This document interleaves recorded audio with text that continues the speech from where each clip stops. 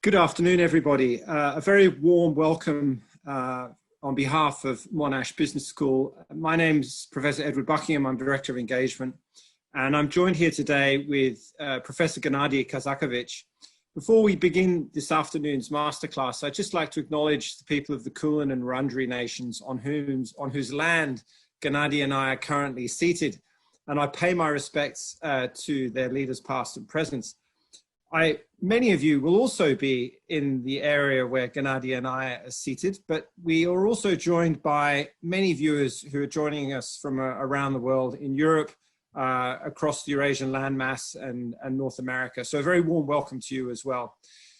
Today's masterclass, Doing Business in Post-Communist Countries, is really very topical given the developments that we're seeing taking place in Eastern Europe, which are all over the news at the moment. For those of you who are based in Australia, I couldn't recommend more that you watch the recent documentaries published on the ABC iView about Vladimir Putin. These are all really important issues that we should be familiar with. Just a couple of words about Gennadi. Gennadi obviously originally has grown up in the Russian context and knows it intimately. He's been in Australia for many, many years. He's a leading academic at Monash Business School in the economics department. He's provided many insights regarding high-tech companies or high-tech economics. And he's also very knowledgeable about public utilities as well. But today, what we're going to really draw on is Gennadi's knowledge about post-communist countries and provide us with some insights about how we should go about doing business in these wonderfully rich and culturally diverse environments. Thank you very much, Gennadi. Over to you. Hello, everyone. We have an audience which wouldn't be possible if there was no pandemic. So at least something positive is coming out of it. Edward has mentioned something about my background. So I have been an Australian academic for about 30 years. And normally when I say we these days, I mean we Australians. But when I was practicing this presentation, I have caught myself in saying we with regard to the community of the former Soviet Union, and particularly liberal market economists in the last years of the Soviet Union. So when now I will say we, that would be not we Australians, but we liberal market economists of the former Soviet Union. So, what I'm going to talk about. First of all, I will go about ranking post-communist countries. And how I'm going to rank them, you'll see. Then we'll discuss a little bit about implications for business, because ranking is already implication for business. And then implication for Australian economics, in particular for Australian economic policy. Okay, so ranking. I'll start with self-reference, because what I'm going to say is published in this book,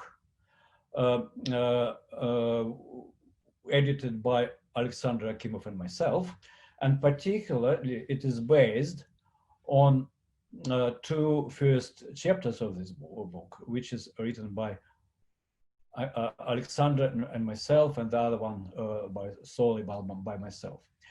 The book is based on our conference, which we ran in February last year and devoted to 3 years after the fall of the Berlin Wall. Sadly, it was the last academic conference I attended in person. Okay. So let's start with the pretext, with the background of this publication. By the end of the Soviet Union, and now I'm saying we, liberal market economists in the former communist bloc, we were supporting the reforms, we were actively participating in them as advisors, And we thought we would achieve political and economic freedoms, market mechanism, Western-style government institution, including regulatory, legal, financial, and we will live like people in OECD countries live. We will be wealthy market economies. This is what we expected, right? But then we faced the crude reality that it did not happen at all. It did not happen at all. That, in fact, we ignored that market economies are different. On my way to Australia, when we were migrating in 1901, we were staying for 3 days in Singapore. And what a beautiful country it was after leaving the Soviet Union. Well, it was wealthy, it was absolutely clean, businesses were flourishing. I just ignored the fact that Singapore was not a democracy at all. We ignored that in liberal market economies, different proportion of public and private ownership in different countries, that countries have different legislations, market economies have different legislations, and that, for example, in Latin America, there is endemic economic and political instability. Government involves in economic life unreasonably, and there is endemic corruption. So we ignored even that fact, right? And what happened in the former communist bloc is actually mimicking what was happening across the world in market economies. Multiple forms of market economies, different levels of economic and political freedom, and very different levels of living standards, right? So, talking about academic research background, we observed that situation, and by late 1990s, we saw that considerable differentiation in the achievement of former communist countries. So I was asking myself, was the transition over already by that time, by 1997-98, or it was already business as usual, and we have achieved something which could be achieved, right? And that time in 1997, there was only one set of economic freedom data, which I used for that research. By 2018, we already have had 21 those sets, and we could observe the dynamics from the late 1990s to late 2018. Right? So we could see what was happening, and we now can see implications for the international business world, how to really deal with them. Well, in order to understand what we are talking about in terms of the variety of economic systems, let's think, what is actually transition? What is actually economic transition, political transition? And this is, in a way, a movement, any transition is a movement from point A to point B. And point A, especially in the former Soviet bloc countries, was very comparable. We had centrally planned economies. We have no or very restricted property rights, no in the Soviet Union, very restricted in some countries of Central and Eastern Europe. We have no in the Soviet Union, but very limited in East European countries, entrepreneurship rights. No labor self-determination rights, in the sense that there was no free unions movement across those countries, between jobs and between places of residence was constrained. There was no business or corporate legislation. Inexistent investors, right? Because there was no investments virtually except government investments. Absolutely centralized control over international trade. Absolutely centralized monetary and foreign exchange mechanisms. And no human rights, no civil society to oversee what's happening in the country. So, as I've said, we expected destination to a prosperous liberal market economies, Western Europe, North America, Asian tigers, Australia, New Zealand. And we ignored the variety of economic mechanisms that exist in those countries. So we spread across the spectrum of different economic mechanisms, the spectrum of different living standards, the spectrum of, I would say, trust for people from other countries for doing business with the former communist world, okay? And we're talking about trust, and we're talking about economic mechanisms. We are actually looking at the features that are concentrated on the left-hand side of this slide. So this is based on the classification by the economic freedom data. Economic freedom data is a very extensive qualitative survey of the factors which are listed on this screen. So on the left-hand side, there are factors, on the right-hand side, their explanation, what is included. And they then process those questionnaires, those surveys, and they then transform that into index, 100 for each criteria, which is absolutely perfect, 0 is non-existent. So they calculate weighted average and they rank countries according to those criteria and all together. And when they rank them all together, it is called economic freedom index. So property rights, very important for our running market economy. Property rights are supported by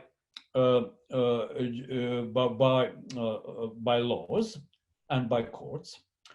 Government integrity is important when we are talking about policy making, transparency, absence of corruption. It's one of the most important factors. In fact, you guys, if you run business in any country, not obligatory former communist country, do you really have to pay bribes? I know it is illegal according to Australian law to pay bribes abroad, but do you have to?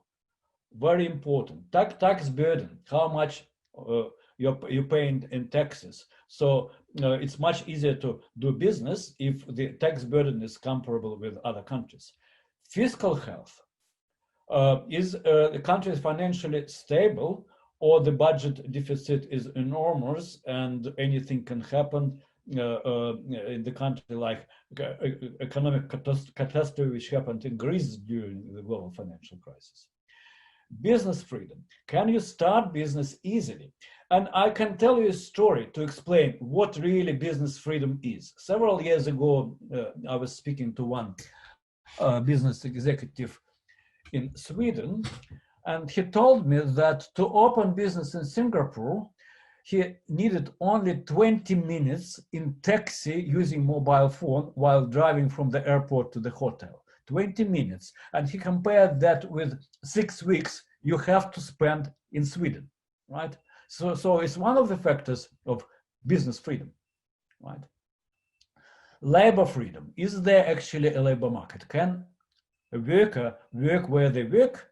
Can they negotiate for their salaries? Can they join really free unions that can negotiate for this worker? Or this worker has a freedom not to join unions?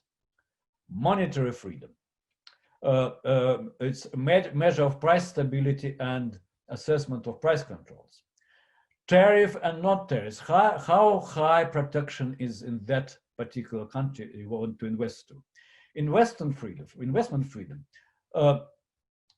Can you, without bureaucratic or any other constraints, invest in that particular country?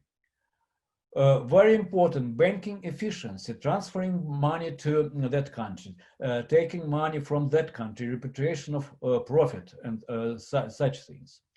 So this is what we include in the economic freedom data, okay? And now, let's have a look at this table. Remember, I started my presentation with my classification of former communist countries in 1998, and a ranking in the world rating. So there were only 82 countries in that rating in 98. So I had to redo this calculation because in 2018 there was data even for 98, which included 133 countries. So based on 133 countries, where those post-communist countries were in 98 and where they were in 2018. And was my assumption that the transition was over then, was it correct by 2018? And here we are. So you can see the rating in 2018 ordered in the order of rating in 2018. So 2018 is an ascending order. And as you can see, Estonia is in the first 10 countries in the world. Then there are quite reasonable ratings for Georgia, who moved from 112 to 15 in 20 years. And this is particularly due to economic policies by former President Saakashvili. Lithuania, from a miserable 70 to 18. Czech Republic didn't move well. It was quite okay already 20 years ago. Latvia, Romania have considerably improved their rating. Kazakhstan is a very separate story. Their longtime president, which has now retired to an honorable post, but his view was the Kazakhstan to be the second Singapore. So a lot of economic freedom, not much political freedom.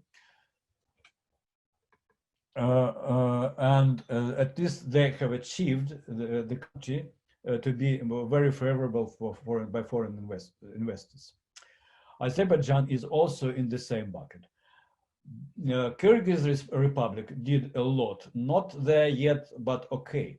But look what's happening in the end, where the rating is like above 40. China, Mongolia, Vietnam, Ukraine, Uzbekistan, Russia, their rating is still among the countries you will see on my further slides. Okay. So the further 4 slides, we will go rapidly through them, show where those countries are and which countries their economic system is comparable with. So Estonia, as I said, top 10 in terms of economic freedom, comparable with Hong Kong, Singapore, New Zealand, Switzerland, Australia, Ireland. So the best, the freest country, the freest countries. Then look at Georgia and Lithuania. They're also among free market economies, but with some more regulations and more unfreedoms, if we can say so, compared to the top 10. Then you would be surprised that such countries, beautiful countries, such countries as Norway, Germany, and Finland, are not on the very top. We consider them a bit more regulated than those in top 10 or top 20. And there we see Czech Republic, Latvia, Romania, Kazakhstan, Armenia, Poland. Okay.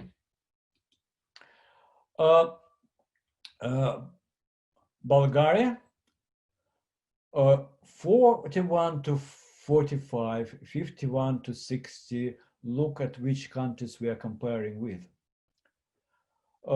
When I do that comparison, I actually was surprised that Belgium is comparable with Panama, Costa Rica, and Turkey, and also Spain is there. I have tried to look inside, and one of the things was there was overregulated labor market, too much of bureaucracy, difficult to start business, and for some countries difficult to move from job to job, and so on and so forth. And then we start with 61, 70, Kyrgyz Republic, and 71 to 81. This is where we see Croatia, Moldova, Tajikistan, Russia, Belarus, and China. And you will tell me, oh, well, China is a market economy. Yes, China is a market economy, but China is a market economy without property rights. China is a market economy with difficulties to start business without a joint venture with a Chinese participant. So it is a market economy with very toughly regulated banking system and financial markets. So in that sense, even though there is a market, it is a quasi-market. And I will go further and will try to give a further classification of the markets like China.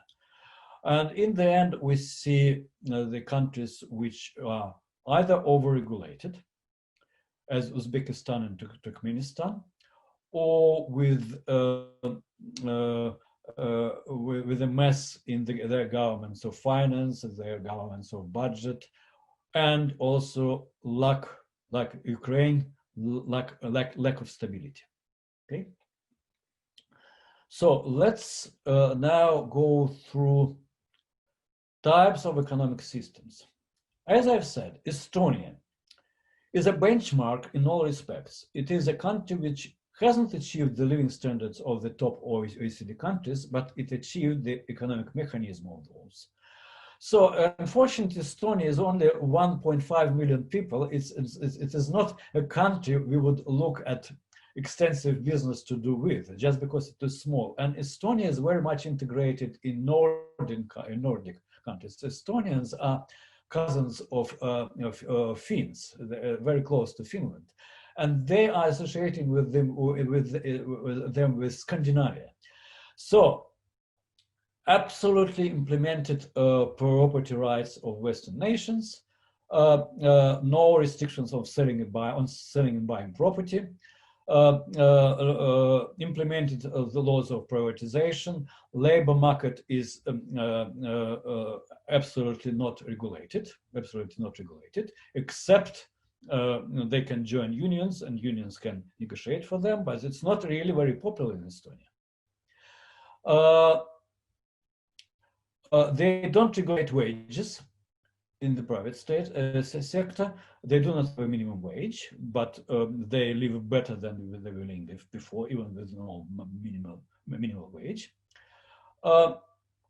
Entrepreneurial rights observed through reasonably easy procedures.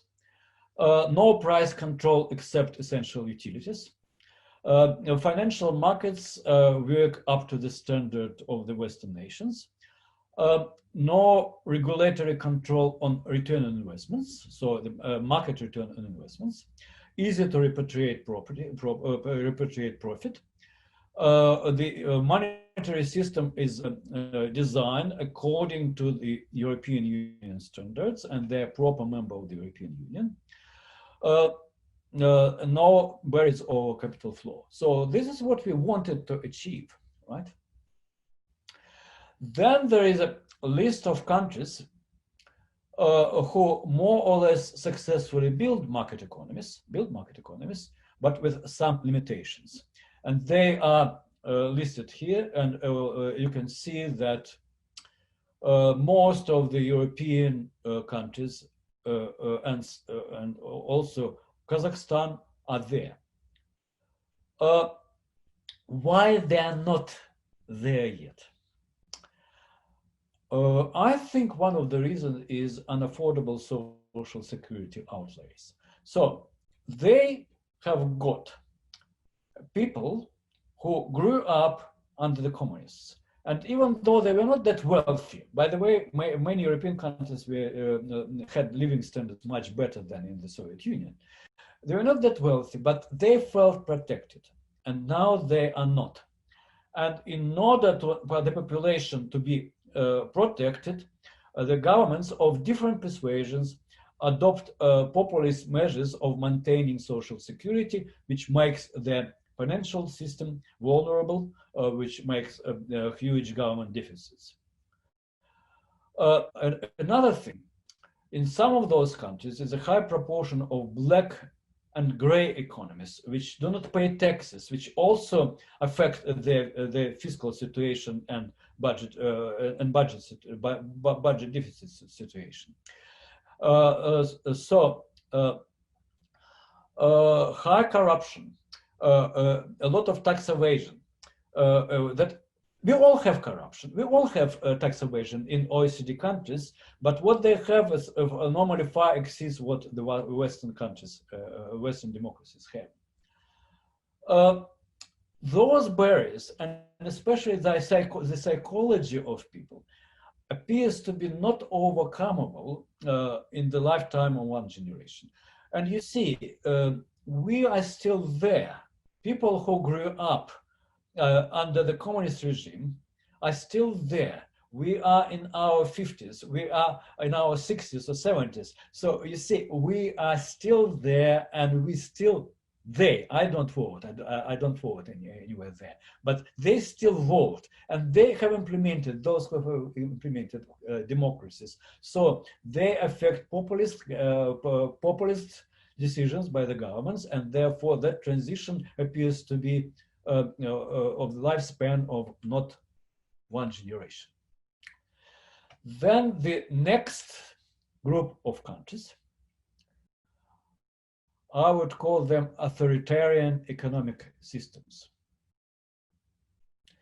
They can have different political systems, authoritarian like in China, authoritarian but simulating elements of democracy as in Russia, Kazakhstan, or Belarus, or imperfect democracy like in Romania.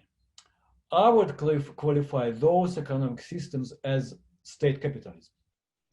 They have quasi-market economies with either no property rights, as in China, or with very high proportion of state ownership. They have state-owned corporations in key industries, particularly, for example, in the Soviet Union, in the mineral resources, and especially oil and gas.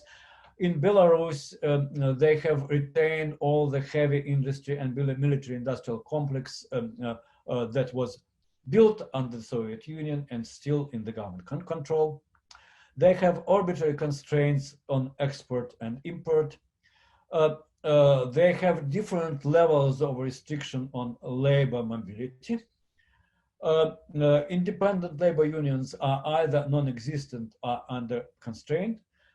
Foreign investments are heavily regulated, and the monetary systems are not up to the scratch of what we think the monetary system should work. They have central banks, but central banks do not make normally independent decisions. They are either under implicit or explicit control by the government. Okay. And two more questions. They have retained state ownership almost over everything, including large enterprises and a banking system. They allow some small independent business activities, but in the Soviet Central Asia, in the countries like Turkmenistan and Uzbekistan, such activities were permitted even under the Soviet Union. They have entire international trade and foreign exchange control by the governments and no workers' right for unionism. Two countries, the outliers, Cuba, which has not moved too much to the market, except once again with small individual entrepreneurship. And really, we don't have much information about North Korea. So North Korea is excluded from economic freedom index, just to be fair, no data. Okay. So, and this is a conclusion. This is a sort of conclusion of this part. There was some dynamics where the countries are still in transition. The transition has happened rapidly in the first decade. Now it has slowed down, and now those countries they're where they are. Now, I wanted to talk a lot about business application, but I will not really talk a lot because business application is based on the actual poll I asked you to complete. There are particular attributes of a free market economy, and depending upon how much we are deviating from those attributes, we can look at those attributes, at those criteria, and decide for ourselves what we do and what don't do, or do cautiously in the former communist countries. But what I want to concentrate a little bit in the last 5 minutes is implication for Australian economic policies. And I will base my story on my submission 4 years ago to the Senate inquiry on foreign investment review framework. So that inquiry was caused by, remember that situation when suddenly Port Darwin was leased to a particular foreign interest for 99 years, unexpectedly. At that time, there were debates about leasing the New South Wales electricity transmission infrastructure to a particular foreign interest. And at that time, the first bid for the privatization of Kidman and Co., the largest farming land in Australia, to a particular foreign business was denied, right? So at that time,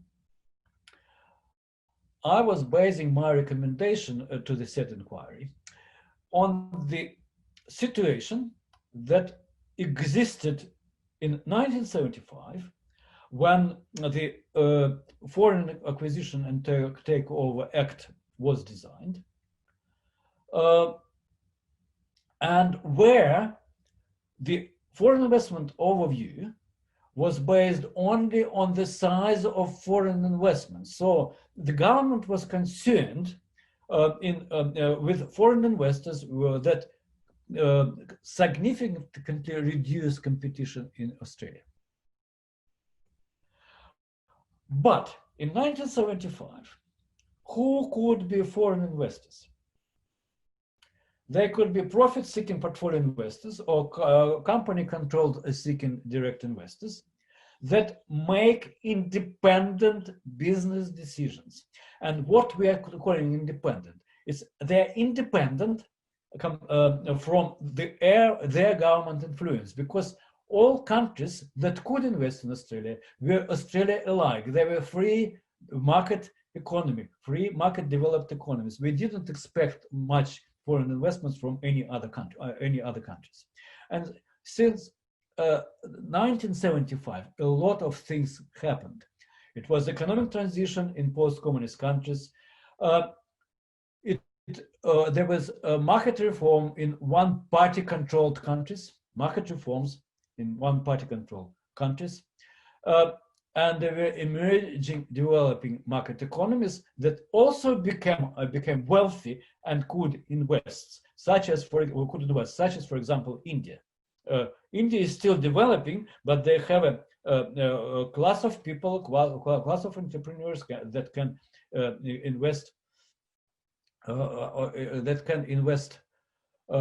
overseas. So the main concern I expressed in my submission that time, which was not shared by many other submissions to that review, that we have to have the nature and character of those who invest in Australia, and particularly we do not want foreign investment in Australia affected by foreign governments. Affected by independent entrepreneurs, this is fine, but affected by foreign governments, not. Now, recently, 4 years after the Senate committee review, some of those considerations were implemented in the federal government's policy, and that was particularly caused by the current pandemic and weakening some of our companies and becoming vulnerable to foreign takeover. Foreign takeover is fine, but we should really look at who takes over. Okay, so this concludes my presentation. Thank you very much for that riveting conversation. Okay. Just on that last point, you were talking about, you know, entrepreneurs investing in Australia and the move away from them being arms of government. One of the questions that came up was around oligarchs. Could you talk a little bit about oligarchs? I mean, obviously we have oligarchs in Australia, but it strikes me that the behavior of oligarchs has a really big impact on the direction of development. Look, I didn't mention oligarchs especially, but when I was talking about dependence on government decisions, this is particularly about oligarchs from such countries as Russia and China, of course. Because in both countries, one way or another, oligarchs are now the arm of the government, either because they collaborate with governments, or because they represent companies partially or almost entirely owned by the government. So, first of all, they're big in terms of ability to invest. We are talking about people who can invest billions. Second, they are dependent and they implicitly or explicitly represent government's interests. And therefore, when I was writing my submission to the Senate, I was keeping in mind, let me put it in right words, very bluntly. I was thinking about Chinese government and who affects decision makers on their would-be entrepreneurs, and I was thinking about Russian oligarchs. Very good. And so another one of the questions that came up was, is this a generational thing? Are we going to see, once those older generation of leaders that grabbed power in the 90s, once that generation moves through, and I guess this is related to what's going on in Belarus at the moment, are you more optimistic? Do you think that the rule of law and proper competition is likely to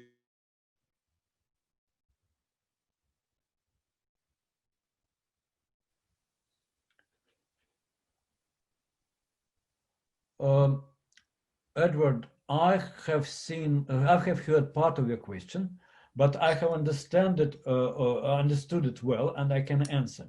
So, when we are talking about East and Central European democracies, I believe it is fluid generational thing.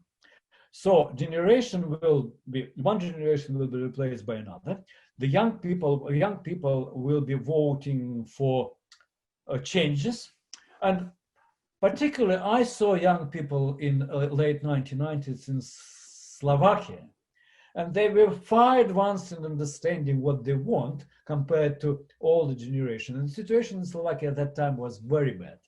But people were optimistic. They were thinking about the future, and they're implementing their future. And they're 20 years older. They're gradually taking power, and this will happen fluidly. This will happen. We'll see how well they will be like in 10, 20 years when we will go and new people start taking power. Will take power and take all the phases of life. It's not that easy when we talk about countries which are by no means working democracies.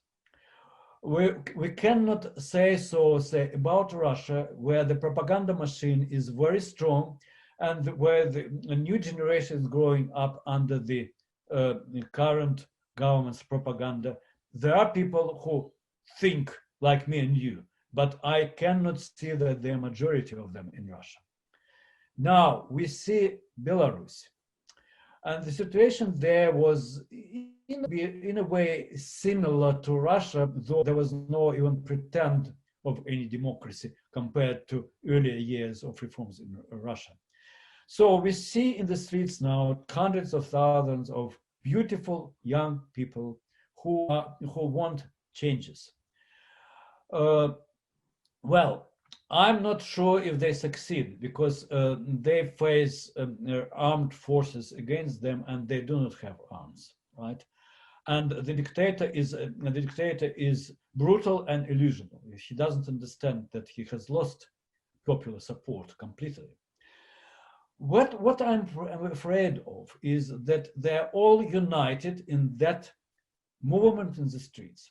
But suppose tomorrow they're given power.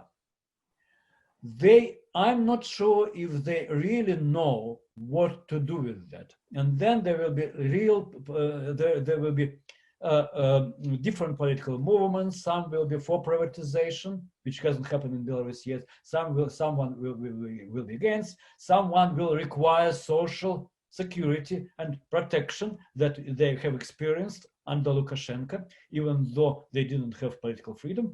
But they would say, "Oh, I want a good meal on the table.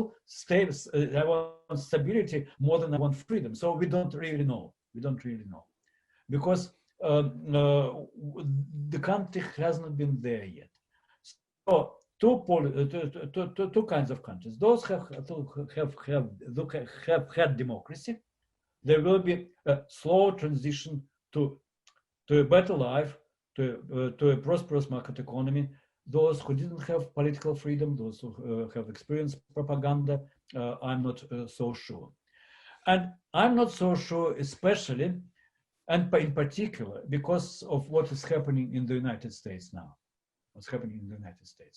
Because we now see people who are on the far left side of the political spectrum, who do not value what the United States, even though they were all different political persuasions, everything, but they can't appreciate what the United States actually is and was. They want a further shift to something we don't know, and they might gain power. So now I'm not sure. Gennadi, in your charts, you had rankings, which I believe were based on their economic freedom. One of the things I really liked from that was being able to see the direction of travel over that period, extended period that you were able to monitor. I mean, these are large, these directions of travel are obviously very often there. Exactly, that was the slide I was thinking of. Based on economic freedom, I believe. I think that was the indicator that you referred to. That direction of travel is probably as big, if not bigger, than individual political events. It's a culmination of a longer trajectory. Can we just touch on property rights for a moment? You talked about there being no property rights in China. As I understand it, having lived in China for a long time, all land is owned by the government, but what you have is in fact the right to use it. So you have a sort of a leasehold type arrangement. Have the other communist countries, have they maintained that framework? Is the land still owned by the state and you lease it, or is there true freehold as we have in the common law system? Okay, I'm not a specialist in land rights. So China, look, I can tell you even more about China, because they do have lease rights, but they have even introduced the mortgaging of those lease rights. But the mortgaging of lease rights, what it is, considering that every farmer works on several blocks of land, not on one, and it is their tradition, so they can take a mortgage on the lease right on one of the blocks. They default on mortgage, that lease right is taken from them, but the rest of the land they still continue using. It's not that incentive. Look, if you lease your land in Australia, you default on mortgage and the bank takes your land, well, you are deprived of everything. In China, it's not that. So it's not that great incentives. Now talking about land rights, I'm pretty sure in Central Asia, there are different kinds of restrictions. I'm pretty sure in Belarus the situation is pretty similar to China. In Russia, they have introduced some land rights very late in their reforms, but they're formal ones. So you have your land right, but you are united still in cooperative and bring your land rights into the cooperative. So it is Soviet time kolkhoz in a different form, not everywhere, but to a great extent. And if we are saying, if we're talking about Central Europe, we're talking about Baltic state, we're talking about Czech Republic, they reinstitute the land which was taken by the communists to the former union, for former owners of that land. They reinstituted ownership on the buildings in the townships, which was taken by the government, and now it was given to former owners. So it's quite a different transition back to it should be, right?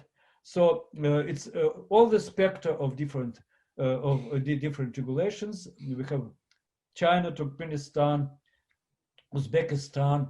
On one side of the spectrum, we have a quasi or land ownership in Russia, and we have full-scale ownership in Central Europe. And of course, that has massive implications in terms of whether or not you can borrow money to finance a business. If you own the land, as you pointed out, it's a mortgageable asset. One of our other listeners was intrigued by there being no mention of Laos, Vietnam, and Cambodia, countries which over 20 years have had growth rates of above 7%. I know they're very different to the regions that we've discussed today, but perhaps you could just make a couple of comments about those high growth rates for those three countries. Well, we should talk about high growth rates, not only about those smaller rates, but at the first place about double-digit growth in China. Double-digit growth in China. Double-digit growth in China does not make it easier to invest and do business with China. And a similar thing is about those countries. Vietnam is actually mentioned in my classification because it is a former communist country, and it has moved in the last 20 years from the 124 to 113. I didn't mention it specifically, but it is part of research. So Vietnam has experienced also that kind of growth, but they are, in a sense, doing things similar to China. Very heavy control, ideological and control on business making, but there is a market also similar to China, and they are doing really well. With regard to Laos, I do not know much about it, Cambodia was never a communist country, so it is, from my perspective, outside of my consideration. At the same token, we can talk about, say, Chile, in one way, or Venezuela in the other way, which is moving in the opposite direction. So there are different sorts of countries, but Cambodia is outside of the scope of this research. Gennadi, we need to wrap up, but I want to ask you just one more question. And this follows a fascinating article that was published in The Economist recently about state capitalism in China. You've touched on it already in relation to your research on foreign direct investment in Australia from China. How do you see this playing out over the next decade? And again, I won't hold you to it because predicting the future is a bit of a mug's game, but I'd love to know what your general thoughts are in terms of how the capitalist democratic systems which have evolved in the West are going to deal with state capitalism, oligarch capitalism, which are very much part of the global economy now. Look, I'm not an oracle. We cannot say what will happen in 2 years because we do not know how we are going to go out of the pandemic and the huge recession we are now facing as a result of pandemic. So in that sense, from the Australian perspective, we are in a little bit better position because we still have a core. We still have a core. We still have resources that the world needs and China needs. But as long as other things are concerned, who can predict what will be the next? We have seen already barley, we have seen coal, we have seen meat, we are seeing wine. What is the next? I don't know. But what I really know, I do not see any considerable movement in Chinese economic policy and international politics in the next few years at least, especially because China has moved from changing leadership every 10 years to lifetime leadership. So for as long as we have the current leader, we will see more or less current policies. Neither I see at the moment big changes in Russia, where the current president has twisted the constitution to the situation where he can stay in power until 2032. In 2032, he will be 81. Okay, so this is my answer. Gennadi, thank you very much, and especially for entertaining that last question. Also, big thanks to all our viewers here today. We have more masterclasses planned in the weeks ahead. And again, thanks to the engagement and events management team at Monash Business School for making this all possible. Stay safe, and we hope to see you again soon. Thank you. Thank you, Edward.